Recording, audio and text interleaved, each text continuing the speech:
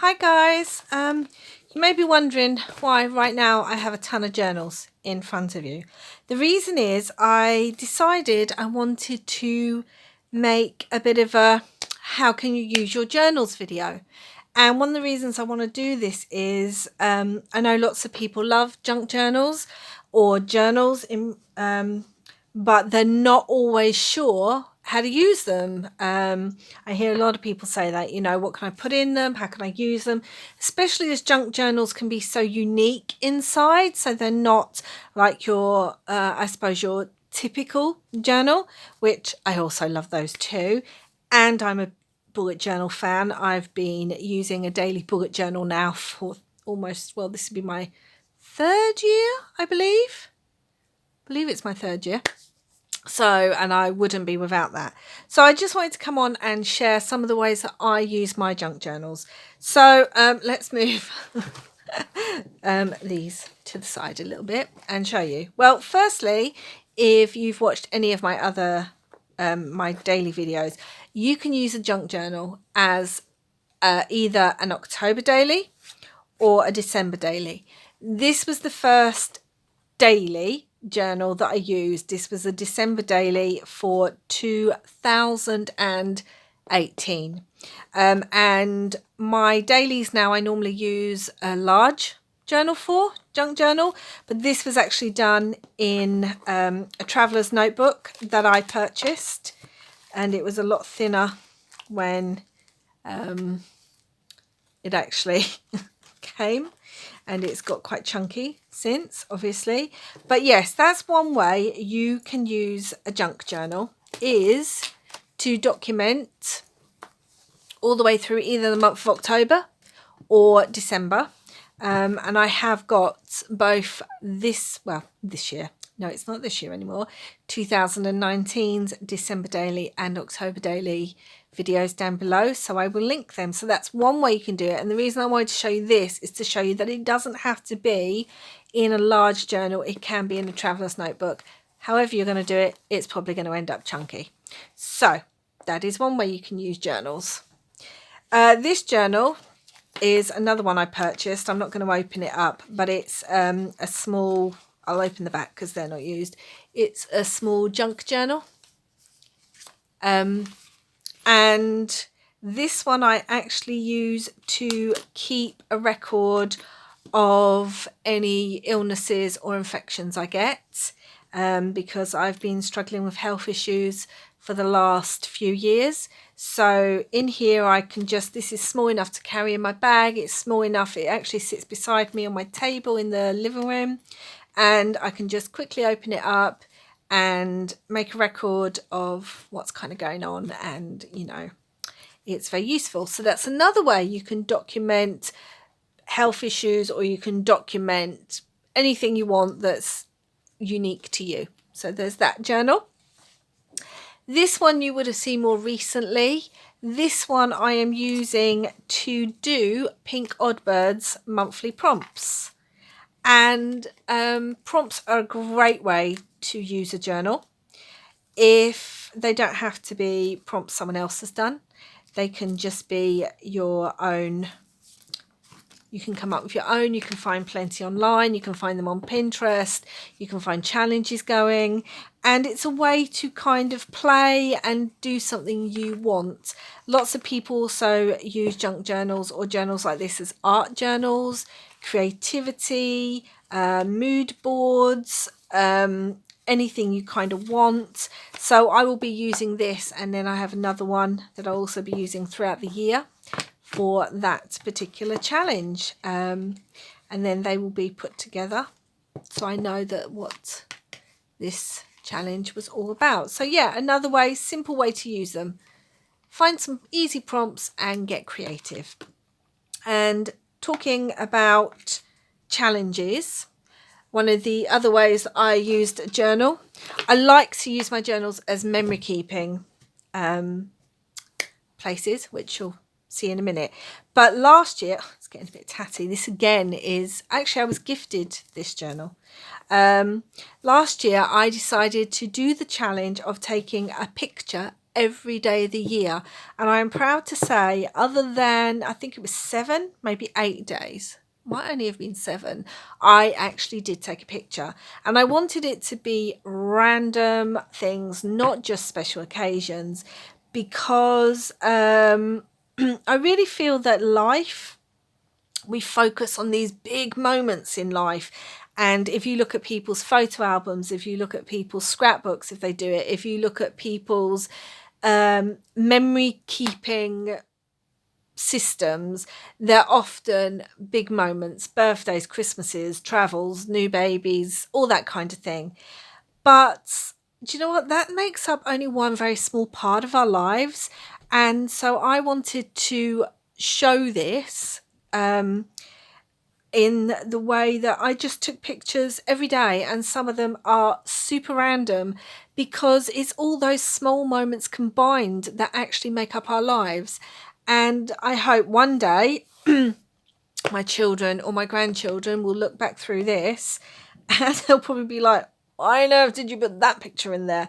But it will also give them a much more detailed and rounded image. And again, this one's got super chunky because it's full of photos. So let's see. So I actually wrote down each day what happened, and I numbered it. I didn't do it by date. I wanted it to be number of days, and I've kept each of those in there. And then yeah, I'm just trying to find pages and the pictures. These are literally just random pictures of things we did, people visiting, places we went, WrestleMania. Yeah, some really random photos. Again, lots of them are quite personal, so I'm not going to get too but like this one, you see, there's a picture of me just outside because it was a sunny day, a picture of me watering the garden, a picture of my cat, and when we went to Comic-Con that year, because we go there every year, my peppers, the first peppers that are starting to grow. And I didn't want to over embellish this because I wanted the photos to kind of speak for themselves. So I've just put the number by each picture. And that was the day my son flooded our bathroom. That was the day I changed for my full reef. This was one of the things we bought my other son before he went to university, so we went shopping. So yeah, really random, just a few bits of washi because I was trying to use up the washi, just a few little stickers. Here's some of our Christmas ones that you would have seen in my December daily. Yeah, and that was my 2019 project for the year, which I love, and that will be a huge memory keeping. This one is a very special journal. This was the first journal I ever brought. I suffer really badly with anxiety. It's something that's only come on in the last, it's almost 3 years now. It was brought on by some health changes. And one of the things that I've always enjoyed, but I think is particularly important when you are going through some changes, whatever they may be, or challenges, is journaling really helps. And also, for any of you who suffer with anxiety will know, we are told to really, when anxiety hits, try and be in the moment. What can you feel? What can you see? What can you smell? Things like that. And this journal was a Bohemian Traveler's Notebook. And I mean, I didn't add these fabric tabs. It came with all the fabric. And I find that this journal, I call it my happiness journal. So I have used this over the past few years. It's now complete. And it's full of the most random things. It's full of quotes, things that I like that make me happy, pictures, random pictures that I found. That was a day where I saw that beetle. Just random stuff. A Mother's Day spread in there with a card my children made me. And the reason I love this journal is that it is so full of texture, and it's so full of, I call it my happiness journal because it is full of happy memories, happy mail that I've received and things. That's just a collage page that I wanted to make of beautiful imagery of nature. And yeah, so that's, I won a competition. So this journal really is when I'm feeling a bit rubbishy, when I'm not feeling great, I go through this journal. I love the textures, I love the images, I love the quotes that are uplifting. So yeah, this is something you can do. You don't have to do a journal for others, you just do it for yourself. Fill it with whatever makes you happy, whether it's images from magazines, things you see outside, happy mail you've received, some pretty what's the word I'm looking for, business card. You can create something like this that makes you feel happy, so that on those days you may not be feeling great for whatever reason, you go to your happiness journal and it cheers you up. So that's very special to me. This is, well, I started using it last year, and I'm also using it this year, and this is at the moment my memory keeping journal. So it's got things I've done, tickets I've been to, places. It's got like writing, things that friends have sent me. This was actually a piece of artwork from a friend of mine. I see more things, just writing. Yeah, so this is my daily journal. In this one at the moment, since last year to this year, I'm recording memories. This was some birthday happy mail I got sent. A little cross stitch piece that I need to put in there that I finished. A friend sent me that, so that'll be going as a pocket. Birthday, letters. So anything that happens, anything we do, or if I'm just having a moment where I want to get crafty, journaly and write about something, this is my memory keeping journal. I will probably have this finished by my birthday later this year, and then I will start a brand new year's journal. So yeah, memory keeping. Again, put your embellishments. Don't save them in a bag or a box and think, oh, I'll keep that ticket because it'll be a memory, and then you forget about it, and then it gets put in the attic or it gets put in a dusty cupboard, and then when it gets pulled out, you're like, what was that for? Oh yeah, I kind of remember. Stick them in your journal straight away. Stick them in there, little bit of writing, and there you have it, memory keeping. And the final journal I want to share, this is a frosted Bramble journal. If you haven't checked out her journals, do so. She makes the most stunning, this is all like stitched, either by hand or machine stitch. She makes the most stunning journals. And this journal, you can see I've started adding fabric and beads. This journal I use every single day. What I decided to do last year in September was I went on Pinterest.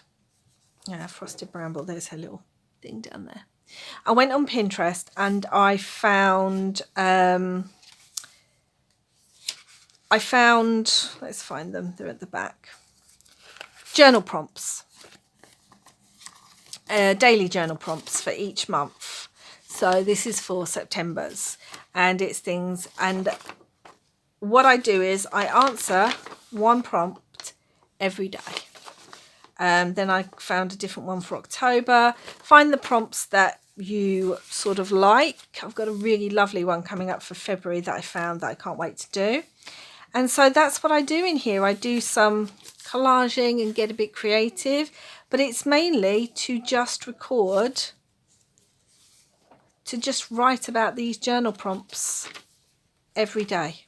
As you can see, this is literally just a journal full of writing, and some of them are really personal, some of them are for introspection and growth, some of them, like the Christmas one, was really fun. Let's see if I can find some of the December ones. That's January. So things like in December, what am I grateful for today? One thing that made me happy today. What did I learn? How can I spread Christmas cheer? What tradition do I love? What flavour do I love? What do I hope to accomplish in 2020? Yeah, if you go on Pinterest and just type in journal prompts, or type in like January journal prompts, February journal prompts, you'll get a whole list of different prompts that come up, and then just pick the ones that kind of work for you. Like November's one, a book from my childhood, the best kind of laughter is someone I would like to meet, one thing I can't stop talking about, so on and so on. So September, October, November, December and January are all in here, and I've already picked my prompts for February, so I will be starting February too. And this is something that I hope to continue, especially through this year. I want to at least do it all the way through to September. That'll be a whole year. But I may just continue doing it if I continue to find fun prompts, because they're really good to read. And even though some of them seem really simple, like what's your favourite flavour, or what are you grateful for, it's a way to stop and be mindful about your life and about your day. And you can get some really deep thinking prompts on there too, like I said, so they can really lead to some good introspection. And this literally takes me, normally, unless it's a detailed prompt, it literally takes me less than 5 minutes to do that at the end of every day. When I sit down to do my bullet journal and plan my day the day after, you know, plan my to-do list and what's got to happen and things, I also sit down and do a daily journal prompt. So I hope that's given you some ideas, and I hope, you know, you've enjoyed this very quick flick through of my journals. They can be very private, they can be memory keeping, you can create them to hand down to future generations, you can use them for self-development. I also have journals for my spiritual work that I do too. And like one of the previous videos, you would have seen an inbox journal that I'd created for that, a junk journal. So junk journals are as individual and unique as the person who is either creating or using them. And my best advice is, if you haven't taken that leap yet, is just find a journal that inspires you and just go for it. You can't make a mistake. It's a junk journal. Worst case scenario, if you don't like what's on that page, cover it with some tea stain paper and redo the page. But I find that there are no really big mistakes, and they can fit into your life in all sorts of ways. So thank you for joining me. I hope you enjoyed this video. Any comments, please leave them down below, and I hope you are all having a wonderful day. Bye.